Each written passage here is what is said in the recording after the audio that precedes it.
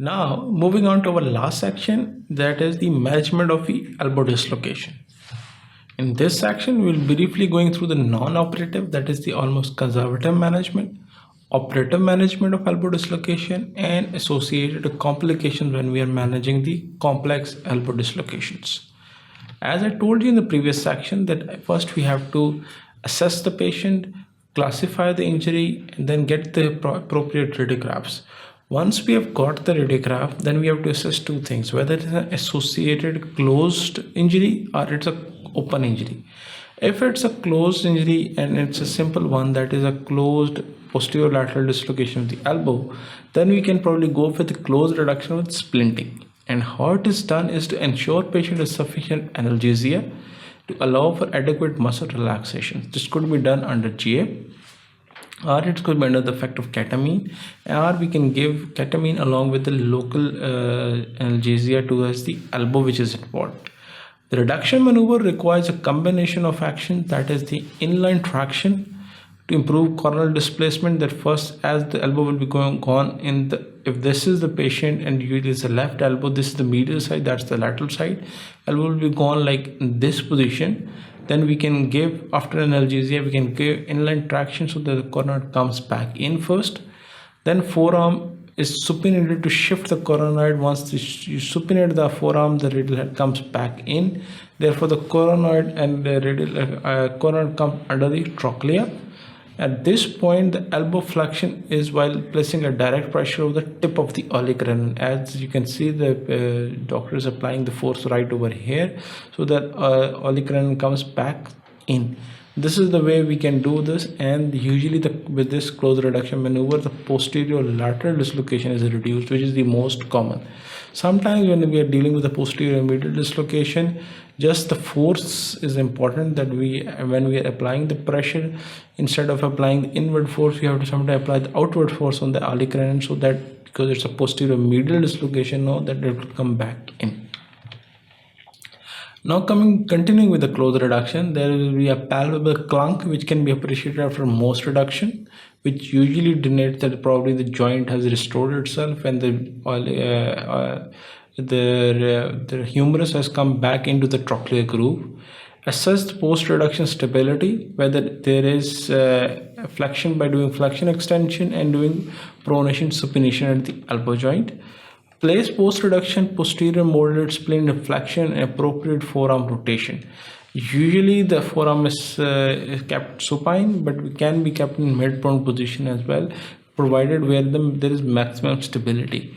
Usually with keeping it forearm more prone results in increased valgus load and may lead to instability as well. Obtain post-reduction radiographs. This is of the foremost important. We need to reassess the patient pre-reduction as well. What was the status of the neurovascular injury, whether was there any associated vascular neurological compromise or not. And once we have done the reduction, we have also before applying the splint, we have to assess whether there's the radial and pulse is palpable or not, and what is the status of the neurological injury. Once we have got the x-ray, the patient is well awake, then we can assess the neurological injury as well, whether it has occurred or not.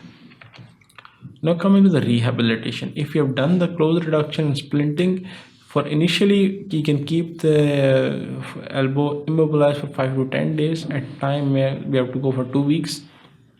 But immobilization for greater than 3 weeks should not be done because it produces elbow stiffness. And then as soon as the 2 weeks have passed, we can start with the passive range of motion, leading to active range of motion and eventually active assisted range of motion. Therefore, in that has to be supervised by a specialized therapist, which starts with the passive, then goes towards the active assisted and eventually the active range of motion. The late rehabilitation involves involving an extension block, because during the extension there is increased chances of elbow dislocation or redislocation. So initially for 4 to 6 weeks we keep the elbow with an extension block, and all the movements are actually done with extension block in place. But later on the extension block is removed and maximum extension is carried out at the elbow. And that is important because later on the elbow stiffness will not develop. Now, if we have a complex elbow dislocation that is either associated with coronal and radial head fractures, or there may be open fracture involving neurovascular compromise, then we have to go for open reduction internal fixation, because then elbow reduction is important, but also the restoration of joint anatomy also becomes of a paramount importance. Now, depending upon whether it was posterior lateral for the most of the time, or it's posterior medial, or it's open, that is how the different approaches are available. It could be a Kosher or Kaplan, or it could be even the posteriorly we can approach the elbow joint as well. Reconstruction has to be done. Reconstruction, the coronal fracture is done through ORIF by use of screws and K-wires. Radial head fracture has to be done either in form of ORIF with plates and screws, or sometimes we have to go for radial arthroplasty as well.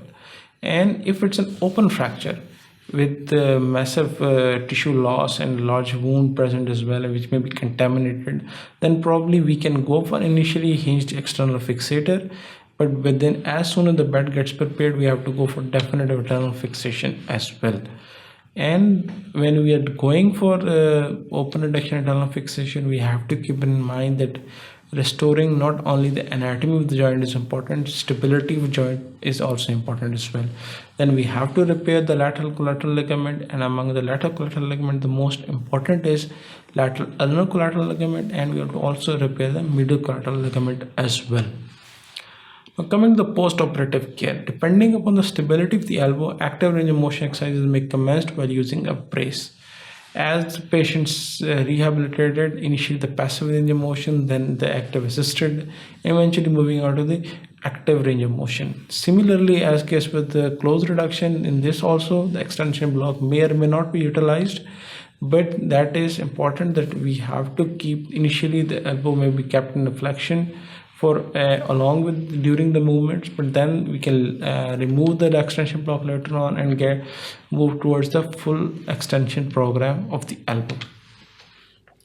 As with every surgery, there are always pros and cons associated with it. With the pros of the complicated complex elbow fractures is that we can restore the joint anatomy, which would lead to decreased joint pain and arthritis, and we can restore the stability of the joint. But with all this surgery, there are always associated complications, which could be as like early stiffness, varus posterior medial instability. There could be neurovascular injuries, especially the pain nerve or the ulnar nerve, which may be damaged, or there could be damage to the articular surface, which may still preclude patient towards the elbow arthritis. There could be recurrent instability. There could be heterotropic ossification, or there could be even the elbow contractures as well. In this section, we have briefly gone through the management of elbow dislocation. As I told you, first we have to assess the patient whether it's a simple dislocation or a complex dislocation. Simple dislocation, which is not associated with a fracture, can be managed with closed reduction and splintage. Splintage is usually done in a flexed position, and eventually within 2 weeks, passive range of motion is started, which is then shifted to active assisted and eventually to active range of motion. Sometimes for initially 4 to 6 weeks, we have to use extension block, which can be later on moved to call. Then active extension exercises at the elbow can be started. If it's a complicated injury, which that is associated with the terrible triad, that is the radial head fracture, coronal fracture along with elbow dislocation, then probably we'll have to go for reconstructive procedure in form of open reduction internal fixations. We have to reconstruct radial head, we have to reconstruct coronal with ORIF, and we have to reduce the elbow joint as well, along with the repair of lateral collateral ligament and medial collateral ligaments as well. Thank you very much. Keep watching sqadia.com.